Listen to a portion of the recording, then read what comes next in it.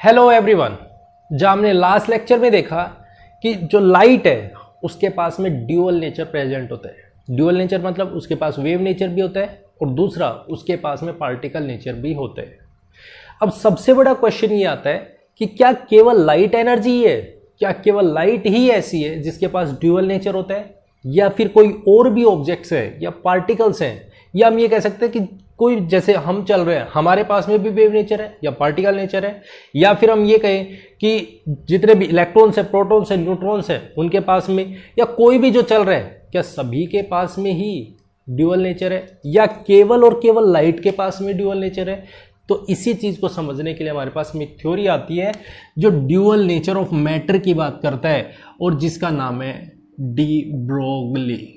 देखो, पढ़ने के लिए हम डी ब्रोगली भी बोल देते हैं और वैसे इसका नाम डी ब्रोय भी होता है। इसमें जी और एल साइलेंट होता है, तो आप इसको ऐसा भी पढ़ सकते हो, डी ब्रोगली भी बोल सकते हो, और या फिर आप इसको डी ब्रोय भी बोल सकते हो। दोनों चीज़ें एक ही है। क्लियर है?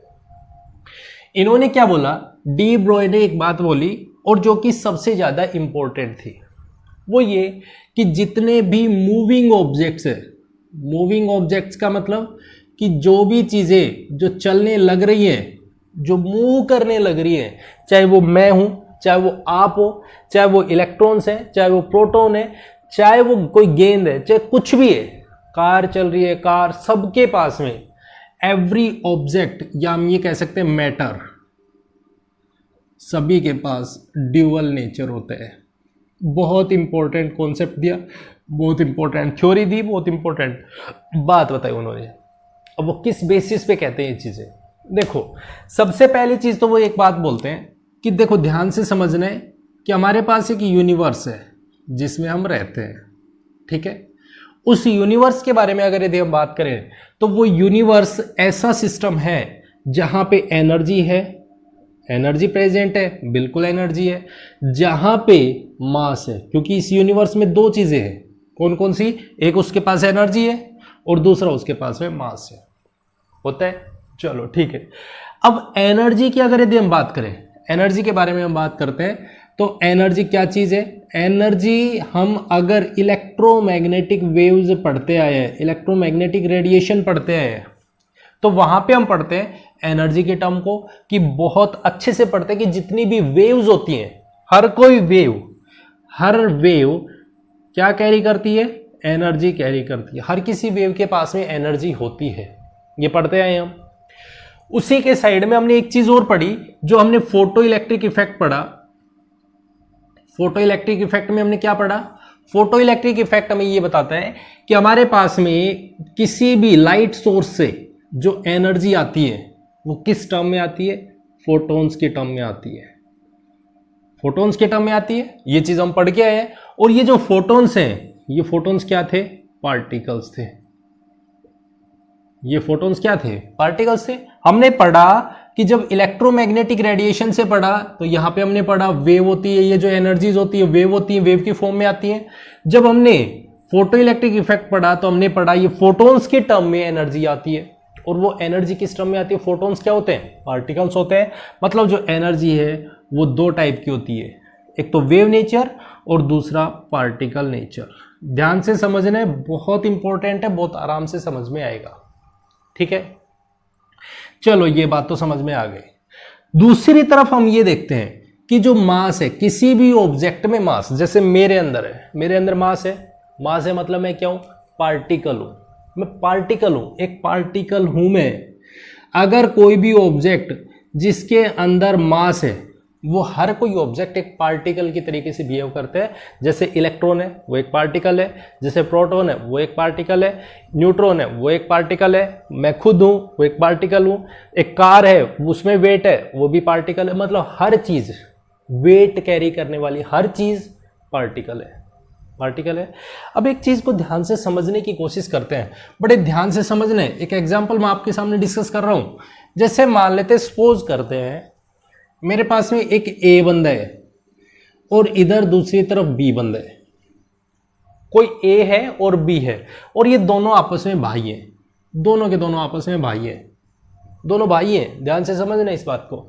अगर ये दोनों भाई हैं तो मैं आपसे पूछूं अगर ए की, मैं आपके सामने कुछ एक्सप्लेनेशन देने की कोशिश कर रहा हूं, अगर ए की बहन सी है, ए का भाई डी है, ए का एक और भाई है जो डी है, ए की एक बहन है जो सी, ठीक है, बी है उसका एक भाई है वो डी है, तो क्या बी की कोई बहन होगी?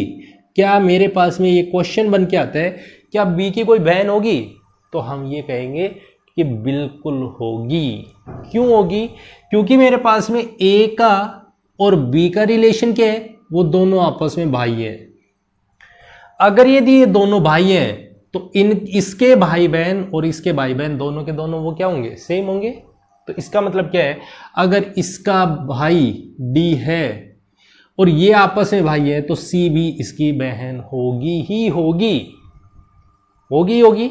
अगर ऐसा सही है तो हम ये कह सकते हैं, अगर एनर्जी है और मास है यूनिवर्स में, एनर्जी अगर वेव नेचर कैरी कर रही है, एनर्जी अगर पार्टिकल नेचर कैरी कर रही है, तो मास भी ऐसा होगा कि जिसके पास पार्टिकल नेचर होगा और वेव नेचर होगा। और वो किस बेसिस पे? हमने यहां पे तो मान लिया कि ये दोनों आपस में भाई हैं, यहां पे कहां है? हमें कैसे पता चला ये भाई हैं? क्या ये एक दूसरे से रिलेट करते हैं? तो बिल्कुल ये एक दूसरे से रिलेट करते हैं। और वो किस फॉर्म में रिलेट करते हैं? वो energy is equals to mc² की फॉर्म में एग्जिस्ट करते हैं, जो कि एक आइंस्टीन ने अपना एक रिलेशन दिया था, E is equals to mc²। इसके बारे में आपको अगर यदि पता है तो ठीक है, नहीं पता है तो कोई बात नहीं है। एनर्जी की फॉर्म में हमारे पास एक रिलेशन दिया जो बोला गया, आइंस्टीन ने दिया था, और वो ये दिया था E is equals to mc²। ठीक है, अगर मैं ध्यान से देखूं, एनर्जी का मुझे पता नहीं, मास का मुझे पता नहीं, लेकिन c तो मुझे पता है। और c क्या होता है? Speed of light. Speed of light होता है, c is the speed of light, और c is the speed of light. और स्पीड लाइट की कांस्टेंट होती है, ध्यान से देखिए, कांस्टेंट होती है। तो हम क्या कह सकते हैं? Energy directly proportional to the mass. अगर मेरे पास में मास बढ़ेगा तो एनर्जी बढ़ती है। मतलब मेरे पास में एक चीज निकल के आ रही है और वो ये निकल के आ रही है, इन दोनों के बीच में रिलेशन है, और वो क्या है? डायरेक्टली प्रोपोर्शनल का है। अगर कहीं पे एनर्जी एग्जिस्ट करती है तो वहां पे मास भी एग्जिस्ट करेगा। अगर यदि ये दोनों के दोनों रिलेट कर रहे हैं तो इसका मतलब ये हो गया, क्या ये बात जो अभी तक मैंने बोली है वो बात सही है या नहीं है? अगर इन दोनों में रिलेशन है तो इसके पास में इसका रिलेशन, इसके पास इसका रिलेशन, तो वही सेम रिलेशन भी तो इसका होगा। तो इसका मतलब ये होगा कि एवरी ऑब्जेक्ट जो मास कैरी कर रहे हैं, जिसके पास में मास है, उन सभी के पास में पार्टिकल नेचर भी होगा और उन सभी के पास में वेव नेचर भी होगा ही होगा। अब ये बात कहां तक सही है, कहां तक सही है, हम इस चीज को निकालने की कोशिश करते हैं, इस चीज को कैलकुलेट करने की कोशिश करते हैं। वो कहते हैं कि चलो ठीक है, आपकी बात मान लेते हैं कि मास कैरी करने वाली हर चीज, जिसके पास में मास है, जो घूम रहा है, जो चल रहा है, जिसके बारे में हम ये बात कर रहे हैं कि वो चलने लग रहा है, जिसके पास वेलोसिटी है, वो हर चीज यूनिवर्स में क्या कैरी करती है? ड्यूअल नेचर कैरी करती है। बात क्लियर है? अब इसका प्रूफ कहां से आता है? इसका प्रूफ आता है, हम इसका एविडेंस देखते हैं। उन्होंने एक इक्वेशन दी और उन्होंने बोला कि ध्यान से अगर यदि हम इस इक्वेशन को देखें, कौन सी इक्वेशन को? जहां पे हमें पीछे बोला गया है, पीछे में क्या बोला गया है? एनर्जी की फॉर्म में बोला। जहां पे हमने इलेक्ट्रोमैग्नेटिक रेडिएशन की बात कर लो, वहां पे हमें बोला कि E is equals to H nu होता है। E is equals to H nu होता है। अगर यदि मैं इसकी बात करूं, H nu that is H into C by lambda. Energy का फॉर्मूला क्या होता है? E is equal to H C by lambda होता है। ये तो मेरी फर्स्ट इक्वेशन है, जहां से मुझे वेव नेचर से मिली या पार्टिकल नेचर से, किसी भी चीज से ले सकते हो। ठीक है, अगर मेरे पास ये इक्वेशन है तो दूसरी इक्वेशन मेरे पास में एनर्जी की भी है, वो है mc²। और mc² मतलब मेरे पास में अगर दोनों के दोनों लेफ्ट हैंड साइड में एनर्जी टर्म्स बराबर हैं, तो क्या मेरे पास ये दोनों के दोनों टर्म्स को हम इक्वेट कर सकते हैं या नहीं कर सकते हैं? तो हमने इक्वेट किया, H C by lambda is equals to M into C into C. मैं इस तरीके से इसको लिख सकता हूँ, मैंने सी टर्म को सी टर्म से कैंसिल कर दिया, तो h by lambda is equals to m into C, m into C. अब देखो ध्यान से एक चीज नोटिस करने वाली है, अगर मेरे पास में ऑब्जेक्ट्स होते हैं वो दो टाइप के होते हैं, एक होता है माइक्रोस्कोपिक लेवल पे और एक होता है मेरे पास में मैक्रोस्कोपिक लेवल पे। एक होता है माइक्रोस्कोपिक, एक होता है मैक्रोस्कोपिक। माइक्रोस्कोपिक का मतलब क्या है, जिसको मैं नोटिस नहीं कर सकता हूं, जिसको मैं देख नहीं सकता हूं, बहुत छोटे हैं। और मैक्रोस्कोपिक का मतलब क्या है, जिसको मैं बहुत आसानी से मैं देख सकता हूं। क्लियर है? तो अगर यदि मेरे पास में माइक्रोस्कोपिक ऑब्जेक्ट्स है, कोई भी माइक्रोस्कोपिक ऑब्जेक्ट है, तो उसके बारे में मैं डिस्कस करूं, इलेक्ट्रॉन, प्रोटॉन, न्यूट्रॉन, वो सारी चीजें। मैक्रोस्कोपिक में जैसे हम खुद हैं, जैसे बॉल है, कोई भी बॉल है, या उनके बारे में। तो यहां से हमें एक रिलेशन दिया गया, और वो ये रिलेशन दिया गया, अगर यदि हम किसी भी ऑब्जेक्ट के लिए अगर यदि हम कैलकुलेशन करते हैं, तो लैम्डा, यहां से अगर यदि h बाई लैम्डा, अगर मैं वेलोसिटी जो ये है दे रखी है, ये तो किसके लिए कांस्टेंट है, जो ऐसे कोई भी ऑब्जेक्ट जो माइक्रोस्कोपिक होते हैं, जिनकी स्पीड बहुत फास्ट होती है, जो इस स्पीड से वेलोसिटी से मूव कर रहे हैं, वो तो ये रिलेशन रख रहे हैं। लेकिन जिनके पास में जो मैक्रोस्कोपिक है, जिनके पास में वेलोसिटी इतनी फास्ट नहीं है, वो इस रिलेशन को फॉलो करेंगे, और आपने ध्यान से देखा होगा, मास इंटू वेलोसिटी, आप पढ़ के आए हो, mass into velocity that is equals to किसके बराबर होता है, that is equals to momentum के बराबर, या आप ये बोल सकते हो लीनियर मोमेंटम होता है, या पढ़ के आए हो। और momentum that is equals to P, इसको हम किससे इंडिकेट करते हैं, पी से इंडिकेट करते हैं। बात क्लियर है? इतनी बात क्लियर है? चलो ठीक है। अगर यदि मैं इस रिलेशन को उठाऊं और यहां पे रखूं, तो मेरे पास में क्या आ जाएगा, h by lambda is equals to P. मेरे पास में ये एक रिलेशन बन गया। तो मैं यहां से अगर वेवलेंथ निकालूं, तो वेवलेंथ क्या आएगी, वेवलेंथ आ जाएगी that is h by P is equals to lambda. और अगर यदि मैं इसको और सोल्व करूं, तो h by m into V that is equals to lambda. मेरे पास में ये एक रिलेशन निकल के आ जाता है, जो दिया जाता है डी ब्रोगले के द्वारा। डी ब्रोगले इक्वेशन बोली जाती है। बात क्लियर है?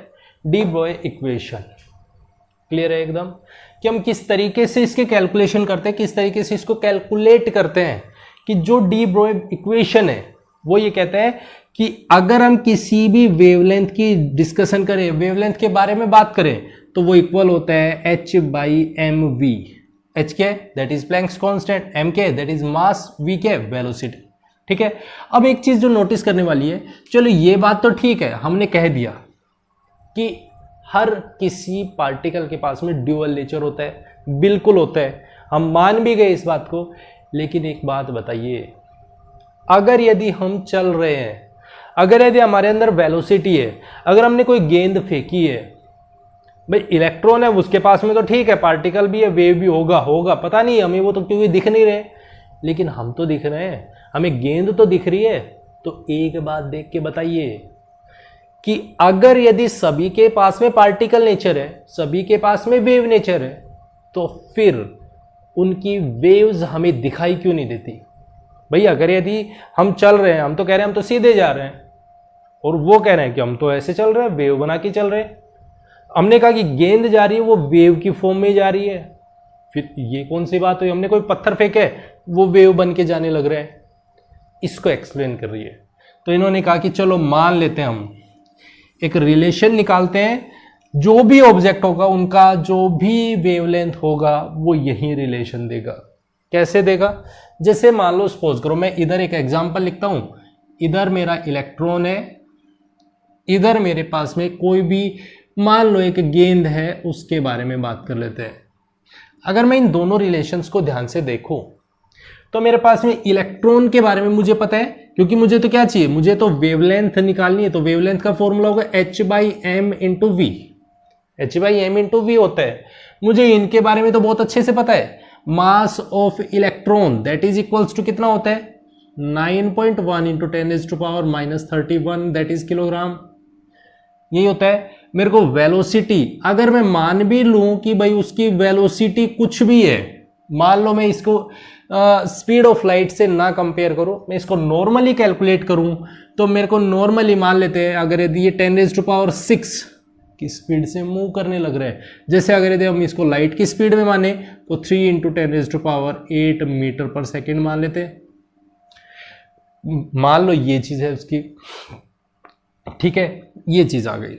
मैं यहां से वेवलेंथ कैलकुलेट करता हूं, lambda is equals to H की वैल्यू क्या है, that is 6.626 10⁻34 joule second. Divide कर देता हूं मैं इसको किससे, मेरे पास निकल के आ रहा है, क्या चीज निकल के आ रही है, velocity. Velocity that is mass, mass क्या है 9.1 इंटू 10⁻31, ये हो गया। साथ में वेलोसिटी, वेलोसिटी की वैल्यू कितनी है, वेलोसिटी की वैल्यू है 3 इंटू 10⁸ मीटर पर सेकेंड। चलो ठीक है, ये चीज मैंने मान ली है। अगर यदि मैं ये चीज मान रहा हूं तो मेरे पास अगर इसकी कैलकुलेशन करता हूं तो मेरे पास में कोई कैलकुलेशन आएगी। मैं इसको इन वैल्यूज को मैं कैलकुलेट नहीं कर रहा हूं, इनको कैलकुलेट कर लेना, मैं सिर्फ एक ये कैलकुलेशन दिखा रहा हूं। 10⁻31 10⁻34 -34 से -34 मतलब ये 31 34 कैंसिल हुए, कैंसिल हुए तो मेरे पास में कितना बचा, यहां से बचा 10⁻³ बचा। ये 8 ऊपर जाएगा तो मेरे पास कितना बचेगा, दैट इज इंटू 10⁻11 ये वैल्यू आएगी। कोई भी वैल्यू आए, वो 10 आए, वो कुछ भी आए, एंगस्ट्रॉम में आप इसको कन्वर्ट कर सकते हो, ये चीज आएगी। ठीक है, उधर दूसरी तरफ चलते हैं बॉल के लिए कैलकुलेशन करने। हमने कहा मास ऑफ बॉल कितने, दैट इज 200 ग्राम। मान लो 200 ग्राम है, वो 200 ग्राम की आधे किलो की ले लो, आधे किलो की गेंद ले लो, कुछ भी ले सकते हैं हम। 200 ग्राम की वो गेंद है, मैं उसको कंसिडर करता हूं 0.2 दैट इज किलोग्राम, ये आएगा। अगर यदि मैं उस बॉल की वेलोसिटी निकालता हूं, बॉल वेलोसिटी, तो वेलोसिटी कैलकुलेट होके आती है मेरे पास में, कोई भी उसकी स्पीड है, जैसे आप मान लो उसकी स्पीड है यहाँ पे तो 10⁸8 मानिए, उसकी वेलोसिटी वो 20 मीटर पर सेकेंड की स्पीड से या 120 130 कुछ भी ले लो। जैसे मान लो मैंने यहाँ पे लिख दिया 3 इंटू 10⁻³ मीटर पर सेकेंड, मान लो इस तरीके से चल रही है, उसकी स्पीड इतनी मान लेते हैं, कोई बात नहीं है, इतना हो गया कोई बात नहीं। अगर यदि वो इस तरीके से चल रही है तो अगर मैं यहां से कैलकुलेट करूं वेवलेंथ, तो वेवलेंथ की वैल्यू क्या आएगी, वेवलेंथ आएगा h/mv, h/mv आएगा। h की वैल्यू क्या है, दैट इज 6.626 10⁻34 डिवाइड करते हैं इसको, किससे कैलकुलेट करते हैं, 0.2 इंटू 3 इंटू 10⁻+3।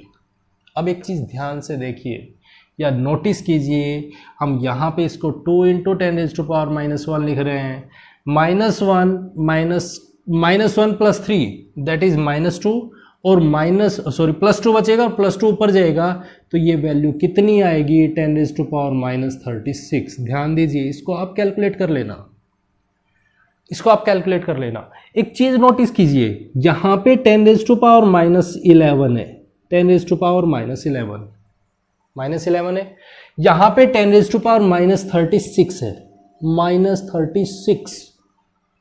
-36 और यहां पे -11। कौन सी वैल्यू बड़ी है, कौन सी बड़ी है, ये या फिर ये, हम कहेंगे ये बहुत बड़ी है, थोड़ी बड़ी नहीं है, बहुत ज्यादा बड़ी है as compare to this value. और यही रीजन है कि ये बहुत छोटा होता है, इसकी वेवलेंथ बहुत छोटी होती है, क्योंकि हम तो यही पढ़ते आए ना, वेवलेंथ क्या होती है, वेवलेंथ क्या होती है, इन दोनों के बीच की डिस्टेंस होती है, और इनके बीच का जो गैप है वो इतना कम है कि वो हमें दिखाई नहीं देता, हम महसूस ही नहीं कर सकते, उसको फील ही नहीं कर सकते हैं। वो इतना छोटा वेवलेंथ है कि वो बहुत छोटी वैल्यू आती है। और जहां पे in comparison two electron and protons की बात करते हैं वो बहुत छोटी वैल्यू होने की वजह से हम ये नोटिस कर सकते हैं कि इनका तो वेवलेंथ हम निकाल सकते हैं, लेकिन इनका वेवलेंथ निकालना हमारे लिए पॉसिबल नहीं है। नहीं कंसीडर कर सकते, नहीं कैलकुलेट कर सकते। क्यों नहीं कर सकते? क्योंकि यहां पे क्या है, यहां पे वैल्यू बहुत छोटी आ रही है। इसी को ध्यान में रखते हुए हमारे जो साइंटिस्ट थे डी ब्रॉय या डी ब्रोगले, उन्होंने बहुत अच्छा कॉन्सेप्ट दिया। और वो क्या देते हैं कि जितने भी मूविंग ऑब्जेक्ट्स हैं जिनके पास में वेलोसिटी है, हर कोई ऑब्जेक्ट, ऐसा जरूरी नहीं है वो किसी के चारों तरफ चक्कर लगाएगा, एक सर्कल में घूम रहा है तो ही उसके पास में पार्टिकल नेचर होगा या वेव नेचर होगा। सबके पास में जो भी कंपोनेंट, चाहे वो चल रहा है, वेलोसिटी है उसके पास में, उसका मास है, तो हर किसी के पास में ड्यूअल नेचर होता है। मतलब यहां से एक डिस्कवरी हुई जिसको हम बोलते हैं dual nature of matter. Dual nature of matter, हमारे पास में ये एक डिस्कवरी होती है कि हर पार्टिकल के पास ड्यूअल नेचर होता है। अगर यदि हम अब बोहर एटॉमिक मॉडल को और साथ में डी ब्रोय हाइपोथेसिस को, दोनों को कंपेयर करते हैं, किस किस को, डी ब्रोय हाइपोथेसिस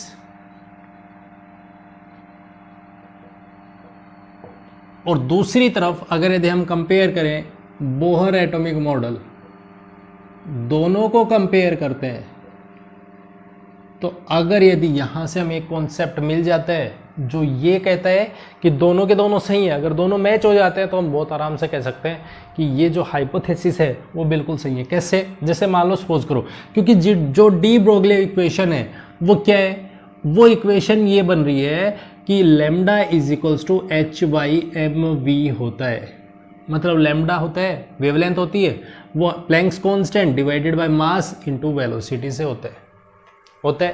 ये एक रिलेशन होता है, ये इसने इक्वेशन दी है।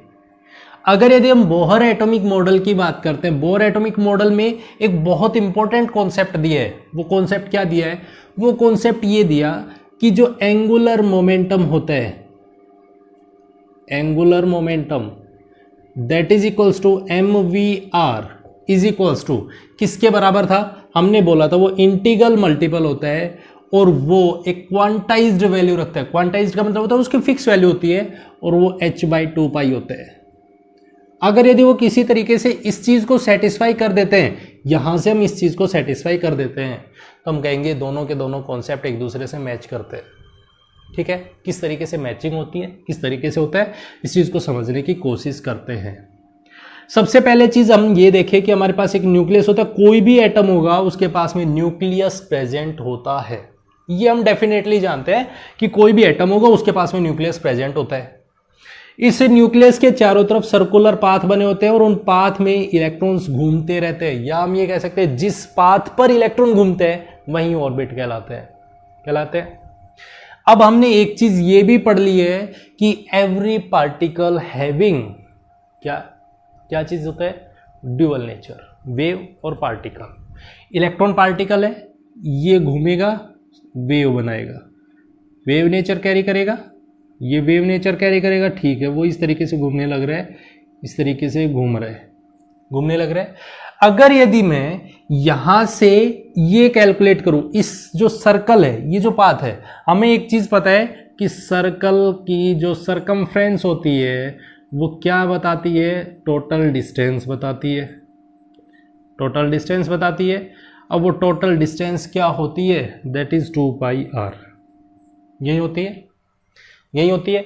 अब क्योंकि हम एक चीज पढ़ते हैं, अगर यदि मैं किसी भी एक पॉइंट को लूं, यहां से मैं यहां तक की डिस्टेंस लेता हूं, तो मेरे पास में इस चीज को मैं क्या बोलता हूं? वेवलेंथ दैट इज लैम्डा होता है। क्योंकि मेरे पास में हमने यही पढ़ा है, वेवलेंथ क्या होती है? वो यही तो होती है कि भाई इससे और इसके बीच की जो डिस्टेंस, दो कॉन्जिक्यूटिव, चाहे तो वो क्रस्ट हो चाहे वो ट्रफ हो, उनके बीच की जो डिस्टेंस होती है वो मेरे पास में वेवलेंथ होती है, दैट इज लैम्डा होता है। अगर यदि ये एक डिस्टेंस L है तो ऐसी पता नहीं कितनी डिस्टेंसेज हैं, दूसरी रही, तीसरी रही, चौथी ये रही, पांचवी ये रही, इस तरीके से मतलब यहाँ पे n नंबर ऑफ वेवलेंथ बनी हुई है। इसका मतलब यही है, यहाँ पे n नंबर ऑफ वेवलेंथ बनी हुई है, तो हम यहाँ से एक रिलेशन देखते हैं, दैट इज 2πr, जो कि टोटल डिस्टेंस है इसकी इक्वल होगी किसके, n लैम्डा के बराबर, n लैम्डा के बराबर होगी। ध्यान से समझना इस चीज को, अगर यदि वो इसके चारों तरफ घूमने लग रहे हैं तो इसकी जो टोटल सरकमफ्रेंस है वो n लैम्डा के बराबर होगा। अगर यदि मैं यहां से लैम्डा की वैल्यू निकालूं तो lambda is equals to 2πr upon n, यही वैल्यू आएगी, ये चीज यहां से आ गई, n वैल्यू आ गई, इसको हमने डिवाइड कर दिया, ये वैल्यू आ गई, आ गया। यहां से हम इस चीज को देखो, वेवलेंथ दोनों के दोनों वेवलेंथ है, अगर यदि ये दोनों साइड बराबर है तो हम इन दोनों को इक्वेट कर सकते हैं। हमने इन दोनों को इक्वेट किया तो मेरे पास में क्या आया, h/mv इज इक्वल्स टू क्या, 2πr अपॉन n। यार है, मैं n टर्म को उठाऊं यहां ले आऊं, n टर्म को उठाऊं यहां ले आऊं, 2π को उठाऊं यहां ले आऊं और mv को यहां पे लेके चला जाऊं, मतलब मैंने मास इंटू वेलोसिटी, पहले मैं n को करता हूं, nh upon mv is equals to 2πr, ये बन रहा है। अगर मैं इस 2π को उठाऊं यहां लेके आ जाऊं, nh अपॉन mv को इधर लेके आ जाऊं, तो 2π इज इक्वल्स टू mvr। ध्यान से देखिए, यही रिलेशन आ रहा है। हमने आपसे क्वेश्चन पूछा जा सकता है कि drive relation between linear angular momentum with quantization form, या हम ये कह सकते हैं what is the relation between de Broglie and bore atomic model, किसी भी टाइप में पूछा जा सकता है। आपको इस तरीके से कैलकुलेशन करनी है, डेरिवेशन करना है। बात समझ में आई है, बात समझ में आई है। अगर हम इस फॉर्मेट में चलते हैं जो ये समझाने की कोशिश कर रहे हैं, तो ये पूरी तरीके से किस चीज को कोलाइड कर रहा है, किस चीज को मतलब कोलाइड कर रहा है, किस चीज को मैचिंग कर रहा है, बोर एटॉमिक मॉडल को। और हम ये मान के चल रहे थे बोर एटॉमिक मॉडल बहुत अच्छा है, जिसने बहुत सारी थ्योरीज दी हैं, बहुत अच्छे से कॉन्सेप्ट्स बताए हैं। बात क्लियर है। तो उसी तरीके से इन्होंने एक्सप्लेन किया कि जो भी पार्टिकल है, चाहे वो घूमने वाले हैं, चाहे वो मैं खुद हूं, चाहे वो कार है, गाड़ी है, बंगला है, कुछ भी है, जिसके पास में वेलोसिटी है, वो हर कोई ड्यूअल नेचर कैरी करेगा। बात क्लियर है। और ड्यूअल नेचर होगा तो वो ड्यूअल नेचर कौन सा होगा, दैट इज पार्टिकल और दैट इज वेव, दोनों नेचर कैरी करेंगे। यही हमारे पास में था डी ब्रोग का हाइपोथेसिस, बहुत इंपॉर्टेंट है, क्योंकि अब हमें पता चल चुका है सभी के सभी पार्टिकल नेचर है, सभी के सभी के पास वेव नेचर है। क्लियर, कोई डाउट नहीं होगा, एकदम क्लियर हो गया है। ध्यान से पढ़ना है, ध्यान से समझ के करना है, क्योंकि सबसे ज़्यादा इंपॉर्टेंट आता है, क्योंकि इसी के बेसिस पे काइनेटिक एनर्जी के साथ में रिलेशन दिया, वो दिया डेविएशन जर्मर का एक रिलेशन होता है। एक डेविएशन जर्मर नाम के एक साइंटिस्ट थे, उन्होंने एक एक्सपेरिमेंट किया था जो फिजिक्स में आता है अच्छे से, हालांकि हम डिस्कस करेंगे उसको आगे, लेकिन फिर भी वो जब आता है तो उसने काइनेटिक एनर्जी के साथ में एक रिलेशन दिया, वहाँ से भी हमें काइनेटिक एनर्जी के साथ एक रिलेशन मिलता है कि वो क्या कहते हैं, किस तरीके से समझाते हैं, उसको हम नेक्स्ट वीडियो में डिस्कस करेंगे, अच्छे से डिस्कस करेंगे, ताकि आपको कोई भी डाउट और ना बचे। एक एक चीज़ को हम स्टेप टू स्टेप पढ़ने की कोशिश कर रहे हैं, कोई भी ऐसा नहीं है कि एक चीज़ को इधर उठाया उसको उधर उठाया, पर्टिकुलर एक वे में चलिए, अच्छे से समझ में आएगा, अच्छे से पता चलेगा। बात क्लियर है। और एक स्टोरी बना के चलिए, ऐसा नहीं उसको रैंडमली कुछ भी उठाया और पिक किया और बीच में कोई टॉपिक कहीं से कोई टॉपिक कहीं से, एक पर्टिकुलर एक सीरीज बना के चलिए, आपको अच्छे से समझ में भी रहेगा और याद भी रहेगा। क्लियर है, एकदम क्लियर है। तो ये था हमारा आज का लेक्चर, जिसमें हमने कंप्लीट डिस्कस किया डी ब्रोगली हाइपोथेसिस के बारे में। ठीक है, आई होप आप लोगों को पसंद आया होगा। अगर पसंद आया है तो इसे लाइक, कमेंट और शेयर जरूर करें। आप डिसलाइक भी कर सकते हो, लेकिन साथ में उसके आप कमेंट में मेंशन कीजिए कि आपको क्या चीज़ पसंद नहीं आई है और क्यों पसंद नहीं आई है। ठीक है। और अगर यदि आप अभी तक नए हैं तो आप प्लीज़, अगर आपने चैनल को सब्सक्राइब नहीं किया तो प्लीज़ चैनल को सब्सक्राइब जरूर करें।